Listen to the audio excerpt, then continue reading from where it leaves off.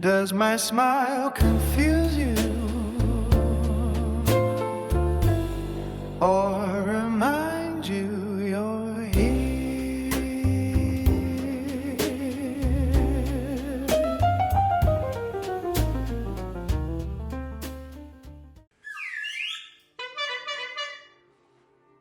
Welcome to Does My Smile Confuse You? And today's title, I love to title all of our ridiculous shows. This is really appropriate, is Pure Nonsense. And I'm going to begin with a song.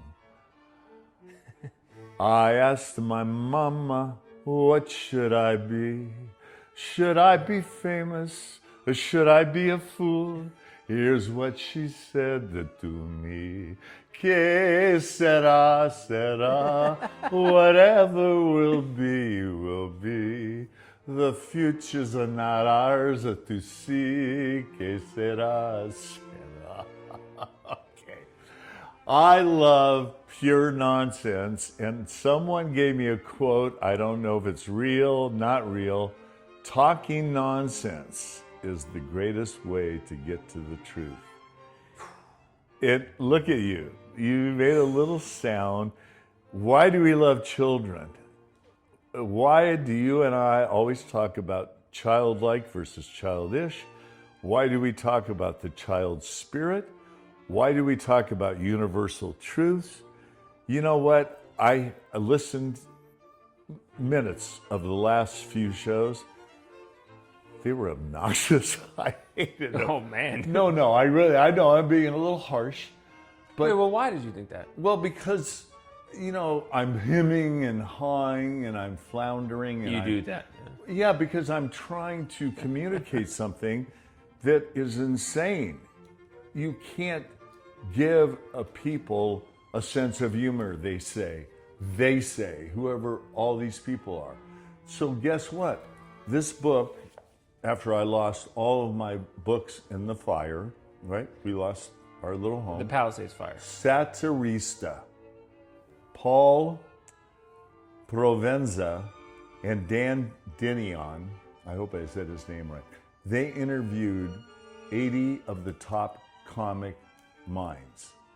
And this book helped me so much. It gave me like such a direction and focus because they talked about satire and all the things they can't even explain what satire is. And last week, I think on the show, I talked about this guy, Gad. He's a professor. Oh, And, I know who you're talking about. Gad's his first name, I think, Saad. Gad Saad. Yeah, I think you're right. He's great. He's always smiling. And He's calm. He's calm. He's And he's ready to laugh. Oh, he's always ready because he uses satire to break down all this stuff. Do you think it's also because he knows that some of the things that people get so worked up about, that's just not in their control? And so it's like, what are we even going to allow? I think he's just so wise. You know the word we love? He's not just intelligent and smart. He has wisdom. That's what I has mean. wisdom. Yeah. And you were the one that turned me on to Jordan Peterson. Oh, that's a huge Okay. compliment. Well, yeah, but I mean, look how... But not at first, though. Say it again? Not at first. Remember, I gave you the book and you were like, eh. No, the 12 rules, I read this. Yeah, and yeah. Well, you know what? I figured it out in the end. I already knew everything he was going to say. Because it's just logic. It's reason. It's comic sense. Yeah. Excuse me, I said comic sense. It's common sense. He cares. You ever watch Peterson's body language? Well, that's what I'm saying. I think it's interesting that people who read, it's almost like you, is the same way. If you get your book, people are going to be like, oh, I don't know. But if they hear you and they listen to you, it's a different experience, maybe in what they're feeling. Oh, it's a totally different experience. You're in the room. Listen to me now. Right now I'm so engaged. I wasn't engaged in the shows because, it's like Carlin spent 30 years playing a mamby-pamby character, and then the last 10 years, he became who he was. Richard Pryor, they all had to find their footing. I'm still floundering because I'm trying to sell something that's never been sold to the world, that comic sense is, let me read my own writing, Comic sense is ironically the closest thing we have to common sense. And what humor is the core of comic sense, because humor is always searching for the truth. And when a great comic mind speaks truth on stage, on TV, in books or movies, we laugh. We all know why we laugh. There's truth, or some truth, or lots of truth in what they're saying. So this podcast is for you. We have to take each individual human being voice, ear, listening to this show. They have to go out and make a difference. It's not going to happen through any group, gang, mob, corporation, or anything. It has to be done individually. And you affect people individually. Look at tonight how it turned out, how one individual affected our dinner. Well, wow. Okay, so yeah, to say that one individual affects another, but I think what also you're suggesting too is that somebody has to go within. Somebody has to go within and change what that is. Okay, let's stop there. People, and I do mean people, anyone within earshot of this silly, pure nonsense show, without an inner life, you and I talked about this from the beginning. It's one of my favorites. When I met you. Without an inside life, you have no life. Your external life is all facade.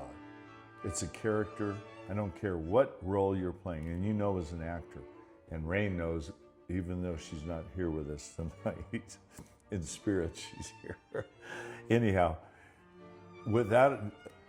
Don Henley wrote a great album everybody should get. It's called Inside Job. And the lyrics to all of that song are very personal and poignant when he left the Eagles.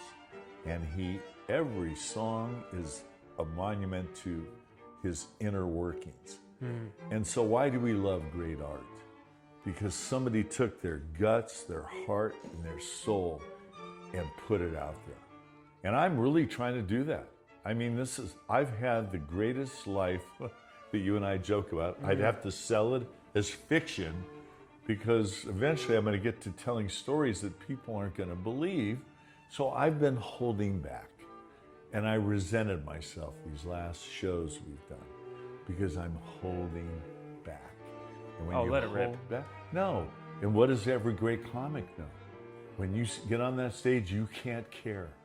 Right, because the thing is if you fail, if you look like the biggest idiot, Yeah. you won. Because then you just learned about yourself. Then you just learned what it was that you are. I remember when I was in class, I think about this all the time. This is one of the greatest acting, like when I knew I took a step forward. You know, I was doing Death of a Salesman, and I was Biff for weeks. Biff? I was Biff. What a great name. Oh God, he's one of the greatest characters ever. But if you're an actor, and you got to play him psychologically. It sucks because you're so torn about your life and your family. Well, can you just give us a little, for people that don't know, Biff and Death of a Salesman? So Biff was a guy whose whole life his dad told him he was great. He was great. He was going to be great. He stroked Biff. He stroked Biff consistently, right? He And told wasn't him there a brother? his brother was Happy, and he never gave Happy any love. Biff was always number one, Oh, the older brother. the older brother. Oh, there you go. Okay. And then so Biff, his dad tells him all this stuff, right? His dad tells him he's gonna be great. And there's his neighbor who is the nerd that is like trying to help him in class. He's like, hey, Biff, you gotta do this, you gotta do that. But Biff is like, no, my dad told me I'll be fine if I do this. Well, one of the climax of the moment of where Biff realizes his whole life is a lie is when he goes up to New England to go see his dad after he failed class and he's not going to go to Virginia to play ball. He sees that his dad's cheating on his mom. Oh, wow. So that really And so wounded everything his dad told him he thought is a lie. him. It collapsed. And so his whole confidence of who he was a lie. Wow. And no wonder that's held up over the years. Yeah. It's great art. It's great art. So, wow, that's such a rich character. So let's see if we can correlate and connect that to people. You don't want to fall prey to believing that you are so great that you're beyond learning or feeling or evolving. You have people that feel so small, so insignificant, which are, tragically, I think, are most Yeah. people. Yeah. I think so. But has the world told them that? Well, I don't know. We have such an ultra-sensitive, hypersensitive society now, where moms and dads are telling their kids, look at what we were talking about, sports. And just, you don't even have to show up to get a trophy. Give the kid a trophy for just being part of the team. All that stuff. It's insane what we have done to take that. So why, can I ask you a question? Sure. Why is that insane to you? Well, because I think earning and going through and doing the work and the discipline that it takes to be great, to work through all the pain, suffering, and the process, what actors call I it. think what you're saying is that not getting a trophy means more than getting one. Yeah. You know what I mean? Yeah. When you work hard and you work for it and you don't get it, Yeah. that's life. Life will never, everyone in life doesn't get a trophy. Well, I'm going to tell you something that you won't believe. No pictures, no presents, no trophies. Those are my 3 tenets growing up because I was the star of Little League, this and that. Remember we always talk about, I played for the love of the game and I left everything on the field. And I believe as an actor, on your craft, your vocation, if you do those 2 things, in a relationship, you play for the love of the game, which romance and all that stuff is a game, and you leave everything, your heart, soul. Ooh. Well, think about it. People won't do it. Sometimes they get burned once, and they will not take another risk. Look at your friend, we won't mention his name. He won't do it. It's been 14 years, and he's 33 years old, and he will not take another chance. He's so scared, insecure, and jealous of you and your ability to engage. And you're 32. And they say about your age and down, people like Bill Maher, I hear him all the time, you have no game, you have no rap, you have no dialogue. Well, why? You're dealing with machines and equipment all day long and phones and all this stuff and masturbating to, video games and porno. So you're not even willing to take a chance to do what? Get rejected. My whole life is rejection, and everybody thinks I'm the guy that has 10,000 girls standing outside my front door. You know what I just thought about? No. In your generation, and I think it doesn't exist in mine and in a lot of in the younger underneath, people ask you to develop an identity. People ask you to develop an identity of who you were. And so if you got rejected, it was tough that you got rejected from your identity. But in the people that I grew up with and in everything underneath, if you get rejected, you don't even have an identity that you're rejected by. Well, you just hit on the subject. Because remember, identity for most people is everything. So people won't learn comic sense and pure nonsense and make a fool out of themselves and do all the thing we're talking about because their image, their identity, their facade. Well, it's a facade. The identity is the awareness of who you really are. If only, absolutely. Your true identity, this is why we talk about the inner life. You've got to have an inner Exactly. life. That's what I mean. Maybe not identity is the right word, but that inner no, life. No, but it's, well, the right words, wrong words. We're talking about if you truly love yourself. Remember our other title, Love is All the Confidence You Need? Yeah, and what I mean by that is Goethe. Let's flip it around. Goethe, our favorite quote. If I should choose to love you, what business is it of yours? Yeah. Think about how powerful that is. You say that to an ex-girlfriend or this girlfriend or that, you're done. You're done. Okay, you hate me, I understand. But if I should choose to love you after the fact, what business is of yours? You know what? And a lot of guys think that they're the sad, sorry sack for loving a girl who denied them. Oh, sure, it's weakness. But really, it's weakness. it's power. It's weak. Of course it is. Because you fucking chose to love. What's more powerful than love? What's more powerful than taking a risk? Exactly. Than making a fool out of yourself? What do you have to lose? That's what philosophy is. That's what it is. Wow. Yeah. Oh my God. Comic sense is the closest thing we have to common sense to get out of your own way. If we can tell people your identity, your ego is bullshit. I would sit with Carl Jung and Freud. I go back. I said it, I think, in one of the first Dumbass podcasts. Socrates, all the big boys didn't go far enough. Know thyself?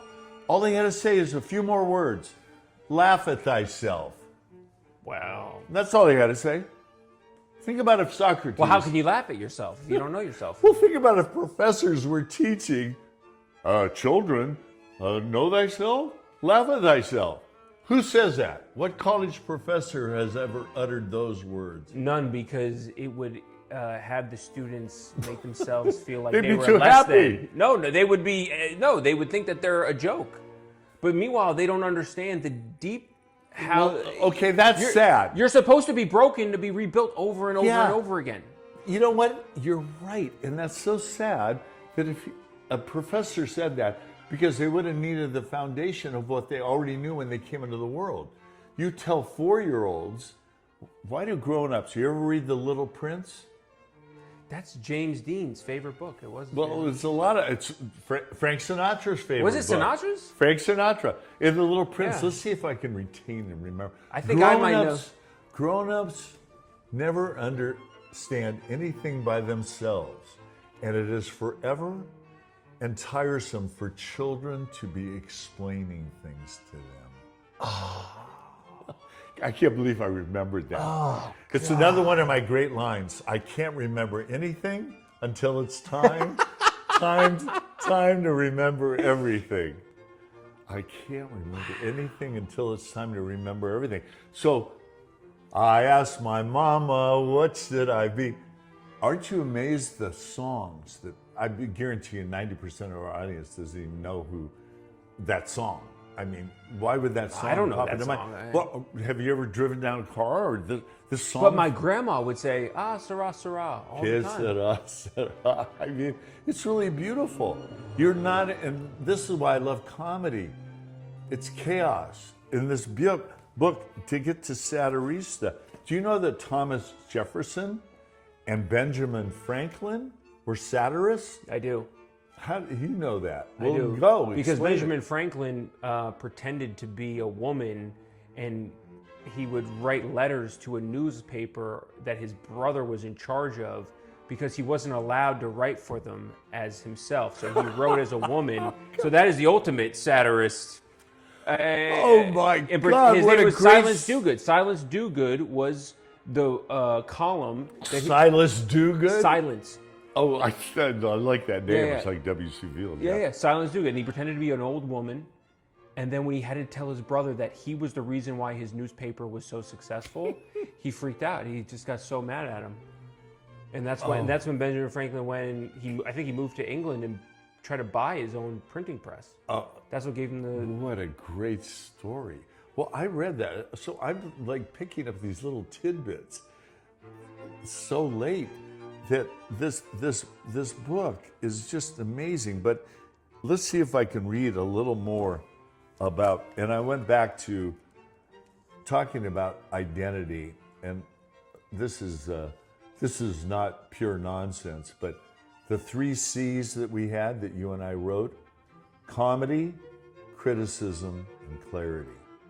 So the reason I love comedy, it allows you, and everything we're talking about, remember right now with this hypersensitive culture that and what's going on in college, we can't, all the words that are being eradicated and erased from our verbiage that we can't say and can't do that. And of course, comics, great comics, they don't care.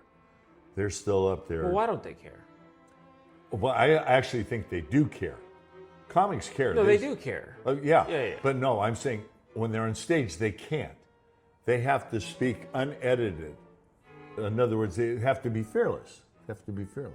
Yeah. Okay. that- No, that's what you mean. I'm Yeah, glad yeah. you did that so I can explain it to the Well, because I'm just 3 people curious. that are listening to this podcast. No, but I'm one of them. it's okay. Well, me too. I mean, So there's only one. I guess it's well, Rain we're that's doing left. this. We're doing this for ourselves. I mean, you For think sure. anybody cares about all this garbage? I think I they do. will. I do. Comedy, criticism, and clarity. So if you just practice, I like that. well, think about those 3 C's. So if you can take hits, if you can learn to laugh at yourself, and this is why I've said, in fact, Rain, even though she's not here, her girlfriend is out there saying the same stuff that I told her, that every child should be in sports and arts to learn about who they are. I completely agree. Children to be socially, emotionally, get it out, get it this, that. Instead of hanging out in back streets and alleys and all this stuff, too much time on their hand, the discipline, everything that comes, the art, the frustration. I remember learning how to play the piano. Your curse, here's another one. Your gift is your curse.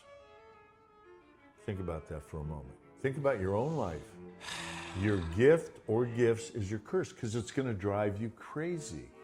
So I was a gifted athlete, but I got severely injured. It was my curse. Severely injured. Do you realize the pain and frustration and all this stuff that led me to laughing at life? I'm not in control, even though I am. Every day we get to make choices. I'm totally in control. I totally have to take personal responsibility. Well, no, a lot of people say even biologically I'm not. So yeah, there's a lot of truth to that. But that's why comedy is a paradox. It's a Well, because comedy makes you go. Comedy, in my mind, makes you think. It makes you question the choices that you're making of your control of your life. yeah. And then you can laugh at it and go, "Wait a minute, this is how I've been." And to You ta- can change. It allows you to change. It allows you to move into a That's different direction. What is tragedy? Tragedy is horizontal. Comedy is vertical. vertical. Yeah. It's a celebration. Fall down, go boom. Yeah. Children will cry, they'll whatever, but within minutes, they're laughing and they're back to play. And they're back up. What's our favorite word? Play. All of our favorite words. I'm telling you, it's so much fun selling something like Comic Sense when everybody knows our common sense is out the window. And do you think politicians have any common sense? No. They have no common sense. They got no comic sense. Well, that's more tragic. At least I can listen to the Brits in their House of Commons, and there's at least some humor and some wit in some. It's all about looking better than the next person. I That's think so looking ridiculous. better. Could there be anything more unattractive than looking better than someone? Well, looking better. I mean, isn't the giant paradox? They all of wear it all? blue suits and red ties. They want to look like their little leader. And it's like who's the fastest guy to get rid of the bear when everyone's chubby? You know, it's like that's what it feels like. It's like you're all fat. I mean, it's like you're all God. corrupt. No, it's absolutely insane. So, we have to laugh at it because if you don't, well, I don't think there's anything, and Rain and I were talking about this. I'm going to say it, and I'm going to use a John Donne quote. I love this. He was a poet. It's on his tombstone. Life is a joke, and all things show it. I thought so once, but now I know it. So, the greatest piece of irony is life and death. yeah, You and I are not going to be sitting here having this conversation. forever. Yeah. And I got a head start on you. So I have to laugh a lot harder. There was a Right, there was a shaman or some great guru. He said he asked with his Indian accent. I wish I could do an Indian accent. They're so great. He goes, you see how bad it is? You see how bad it is? Do you see how bad it is? So, but he said he asked his people. He said, "Has anyone ever died upside down?" So he was just determined. He was near death. He Okay. He said, "I want to die virtually in a headstand," Yeah. and that's how he died. Now I don't care if the story is true or not. So he wanted to be the first on And he did it. on his block to die upside down laughing. Yeah. And that's how he went out. So when you read a story like that, you go, well, I have something to aspire to. I mean, come on. I mean, it's insane. It's like we were talking about our moms, and you were talking about identity. Oh my God. My mom image. Her image was so important, and we had a segment called the Fun House. So everybody came to eat at my mom's house, as you're well aware. Yeah. Okay. And my mom, I told you this earlier this evening, if I knew you for a week and I brought you home, I said, "Oh, I'm bringing Tony home for dinner, Mom. This is Tony," and da-da-da. We'd tell a story. Same experience. You and I experienced a story. She would take your version of the story over mine every time. Anybody that entered that house, because she knew she knew I loved her, Right. and I knew how much she loved me, so she could get away literally with murder. It's just, well, Daryl, yeah, I just love that. I just love the same story being told, but the fact that this person did it Yeah, and she just no. completely agreed. And it could be like a car. No, it could be like a car accident. Two absolutely opposites. But you're wrong. I'm always You're wrong, Daryl. Just stop it. It's the Now same story. you have explained my whole life. I've never been right. I've only been wrong. I've only been wrong. And That's your identity. That is my identity. But that's your superpower. No and one your curse. has been more rejected, nor more stupid. No, Oh my no, God. no. This is why you're so great, is because. I have failed more than anybody. Yes. Exactly. That's the key to my greatness. From a young age, your mom told you your identity was never going to be. Exactly. And I don't need therapy. I use comedy therapy. I go, wait a second. Everybody is saying this and that, and they're right. I surrender to it. Well, that's where you're on another That's level. the surrender gets you everything. That is my the mom, ultimate. my dad, my brother were all perfectionists. And I told Rain this. And no one could do more with the baseball. So I realized the pressure of being a genius with the baseball. Well, can I ask you a question? Sure. I don't want to interrupt, but how did you know surrender was the way to go? Well, this is about what I'm Okay. about to get Okay, to. okay. No, it's okay. So I was baseball drove me crazy because I didn't want anybody to ever hit a ball off me. I wanted to strike out every single person. I was a pitcher, but I played every position. I told him on one of the shows, I had a batting average of 796, 800. Yeah. A guy called me before the paper Palisades Post burned down. He said, Daryl, do you know what your batting average was as a kid, 13-year-old kid? Anyhow, I don't care about So no ball was out of reach. Oh, no, I could do anything with a baseball. I threw it from every angle. But how could you hit so well? Was it just I was practice? just whatever a natural, Oh, it was whatever just- all that it was bullshit just something means. that- yeah. How did Mozart at 4 compose and do whatever it is? Everybody has gifts. that was you. But it was also my curse. So I was trying to be a perfectionist like my parents, Yeah. at least in this one field. And then I got hurt, injured. And I go, whoa. Well, that injury took away everything. It reminded me, and I said, wait, I watched my mom and dad and brother try and prove and validate themselves to a world and be perfect. Every piece of furniture, this and that, like Rain and I talked about, you leave a glass on the table, You just finished taking the last sip. What's that glass doing on the table? Everybody knows these stories of mom and dads that where you can't relax in your own home. I go, this shit's not for me. So I just go, Dad, Mom, which is always smart. They want to be right. They're your parents. And the more right they are, the better chance you have. Oh, yeah. So you got to be wrong. And with my brother, I had a younger, jealous brother because of sports, and he wasn't true to himself, trying to be a perfectionist and what? Prove and validate himself to the world. Yeah. Anybody out there trying to prove and validate themselves to the world, boys and girls, you're headed in the wrong direction. Life is not about proving and validating yourself to the world. It's about laughing your goddamn ass off and having as much fun and joy, because there's going to be enough pain and tragedy and misery and taxes and lies up the butt. I mean, we're overwhelmed with the lies. It's always going to happen every year. What channel am I going to turn on, and who am I going to believe on what station?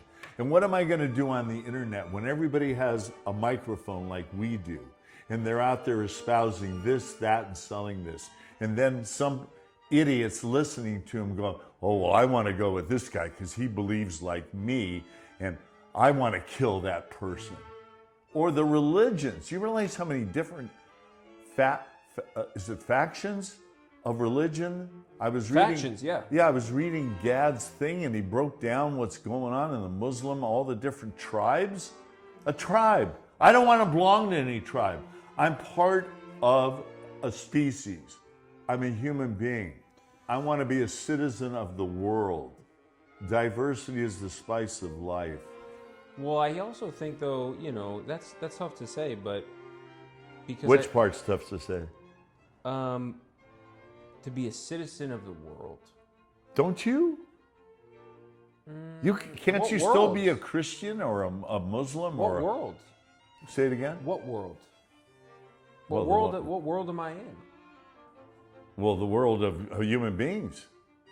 There's so many different worlds in that world. There's so many different tribes of that tribe. Well, but I don't like the separation. And so then this is what I'm getting at, because I think that you're right. I think that it's hard to be like, hey, there's all these different things that we can be, and everything. And when you get into that place, all of a sudden you take on the dogmas of whatever that is. Well, then you're saying the same thing that I'm saying. I am, but I'm just trying to pair it up because I think a citizen of the world is still a part of that. And that's why I think... Well, it is. Yeah. That's why I have no doubt you could have your beliefs. Rain and I did a thing about geography. I forget the title of it. But anyhow, your geography is really not who you are. If you were born in a certain part of the world and you read this book and you ate this food, you can certainly imagine your mom and dad raised you. You see what I'm saying? Yeah, like and I also think, you're right, like, if you read Ralph Waldo Emerson, you're a different person.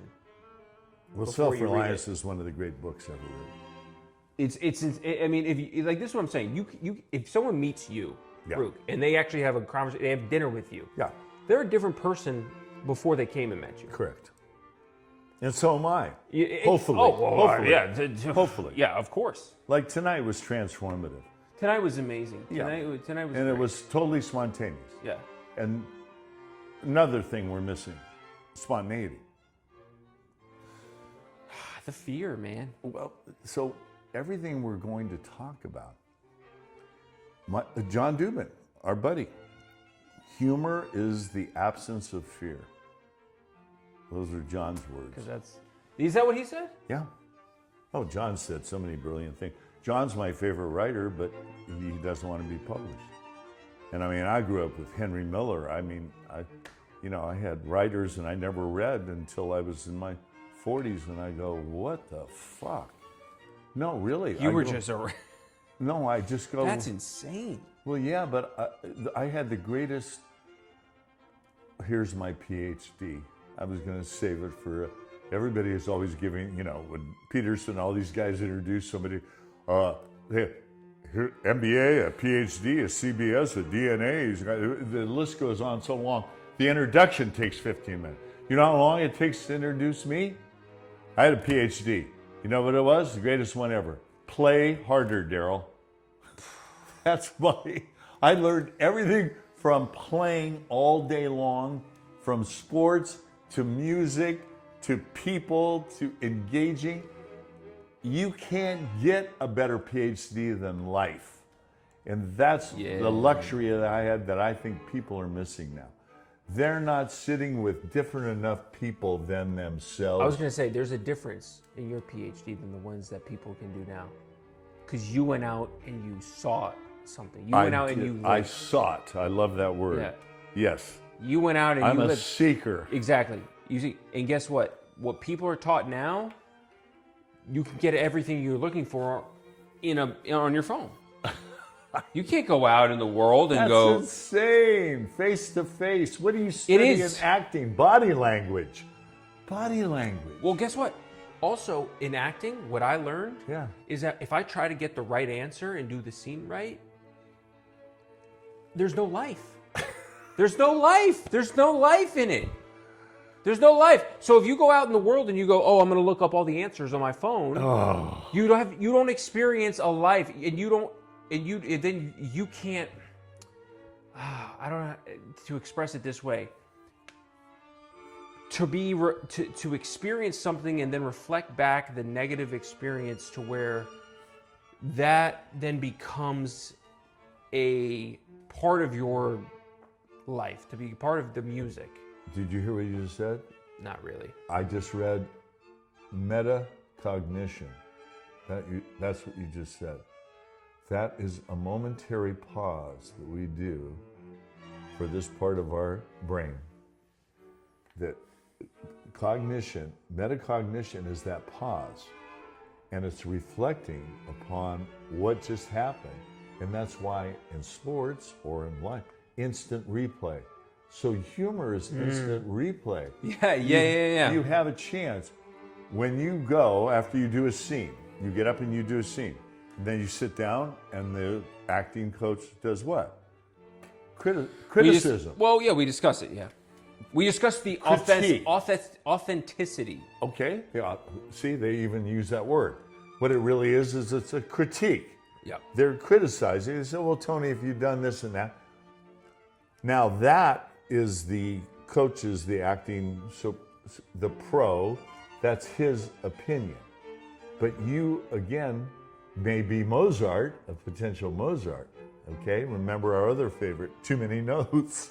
I'm more Beethoven, dude. I'm deaf. Okay, well, in other words, as you evolve as Tony, the actor, the human being, you're going to have to make the decision and separate as the days go on and take, whether it's your mother, your father, an acting coach, anyone, a friend, take their advice, their criticism, digest it, and see if there's any validity into it. And that's what metacognition, that's what reflection is. That's what's going to your room after somebody says something. That's what a good friendship is. In the moment, you may be angry. Fuck you. You can't tell me that. And I didn't do this and I didn't do that. And we did this in sports all the time. When I did something great, Man, yeah. you got, oh yeah, big deal. That was great. But when I fell on my ass, Schadenfreude.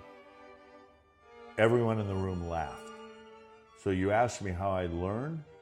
I learned what makes people laugh.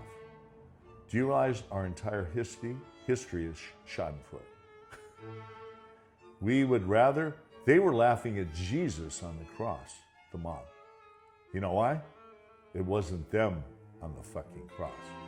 It wasn't their pain and suffering. Right. A guy who was murdered by the people that he tried to help. Yeah. They laughed at How him. pathetic. Tortured. Well, look at what happens. Oh, You God. tried. I mean, that's why that's one of the greatest meta stories or myths. or metaphor, yeah. It's one of the greatest stories, and that's why he's the greatest hero, Yeah. because of what I said to you earlier about the slave and or not the slave and the master, but just him being a master and what that means. Oh, the feet, washing the feet. That means No, but tell that story. I didn't know that story. I didn't know this either, but this made a lot of sense to me, because what it talks about responsibility of somebody with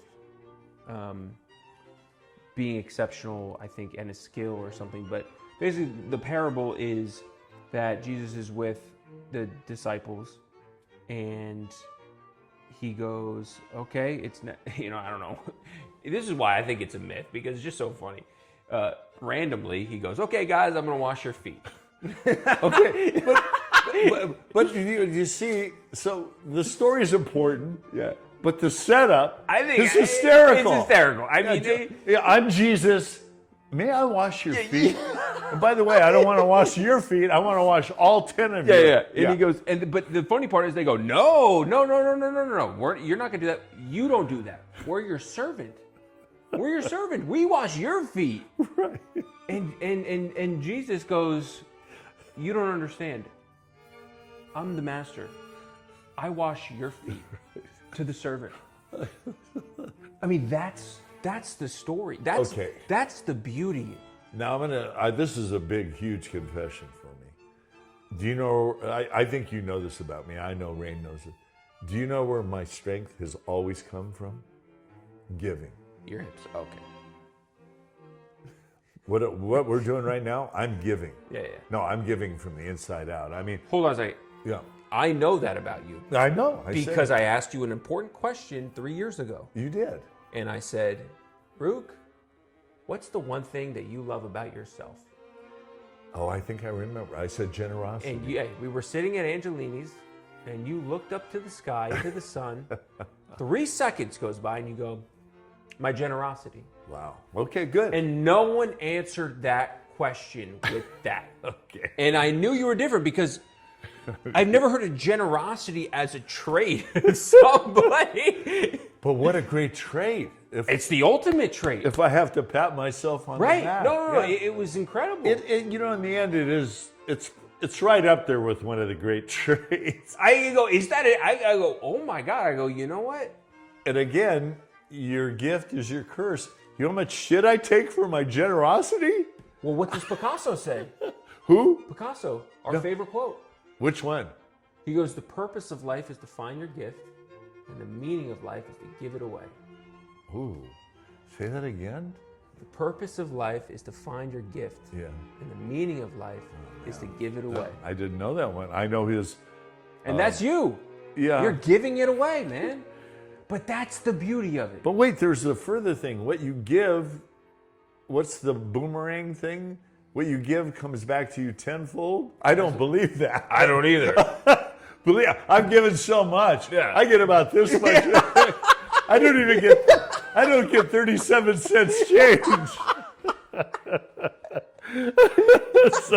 So I'm not sure. You're still waiting on the tenfold. Yeah. I'm not The sure. matter you give away. I don't know if that's a metaphor I or don't a know. parable or what the hell it is, but it ain't working for this People guy. knew how much you give. I mean, I'm still waiting for my. I should be I got talking my to hand Elon down. Musk I'm right waiting for now. my- I mean, man, you give. I'm waiting for my change. Oh man. Well, we should end this because this is too much fun.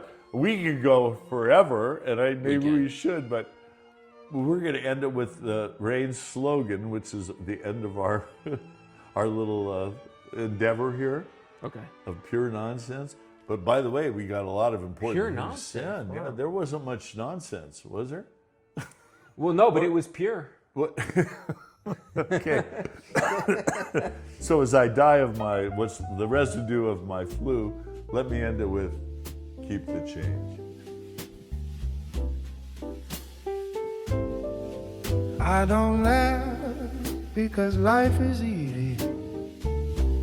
I laugh because I see the mind can sell you stories, then charge you rent to be free. They call it normal to panic, to worship the loudest fear.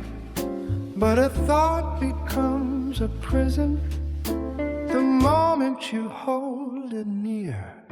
So I ask one honest question: not to win, just to wake.